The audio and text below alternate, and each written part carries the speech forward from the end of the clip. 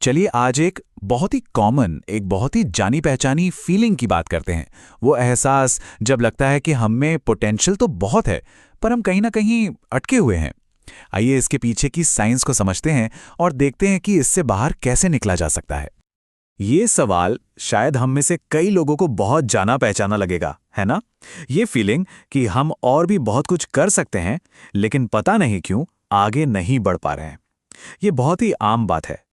अक्सर हमें लगता है कि शायद वक्त की कमी है या रिसोर्सेज नहीं है, लेकिन असल कहानी कुछ और ही है।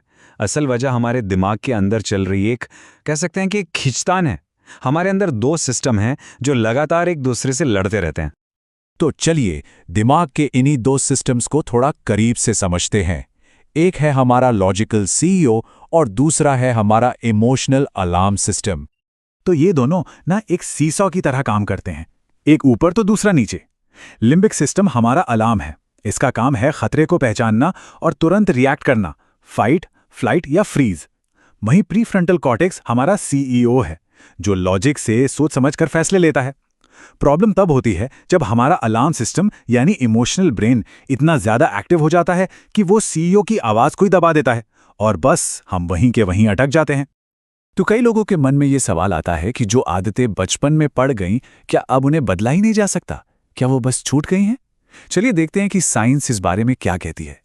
ये बात तो सच है कि शुरुआती साल, खासकर 0 से 5 साल, दिमाग के विकास की नींव रखते हैं। फिर 13 से 20 की उम्र में हमें आदतें बनाने का एक दूसरा बड़ा मौका मिलता है।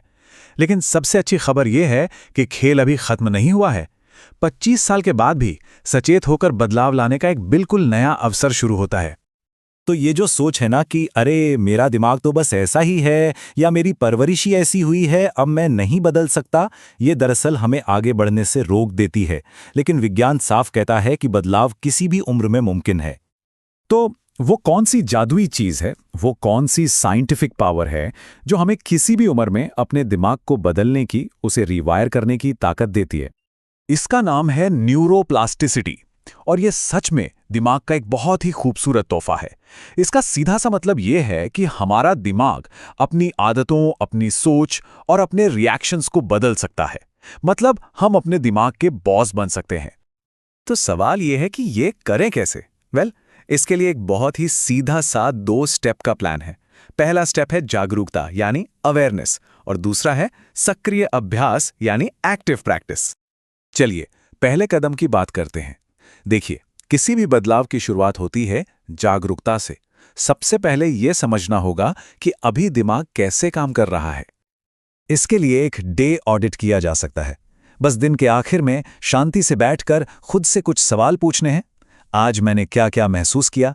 जब कोई मुश्किल सिचुएशन आई तो मैंने कैसे रिएक्ट किया? इससे यह पैटर्न साफ दिखने लगेगा कि दिन में कब कब हमारे इमोशनल अलार्म सिस्टम ने कंट्रोल अपने हाथ में ले लिया था। और यही जागरूकता बदलाव का पहला और सबसे जरूरी कदम है।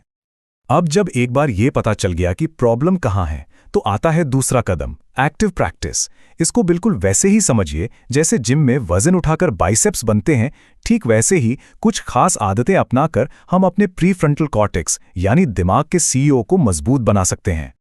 तो अपने दिमाग के सीईओ को स्ट्रांग बनाने के लिए ये 4 आदतें बहुत काम आ सकती हैं।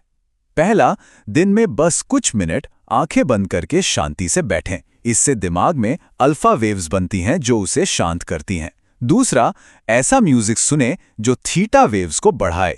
इससे क्रिएटिविटी बढ़ती है। तीसरा, अपना माहौल बदलें। हम जिन लोगों के साथ रहते हैं उनकी भावनाएं संक्रामक होती हैं।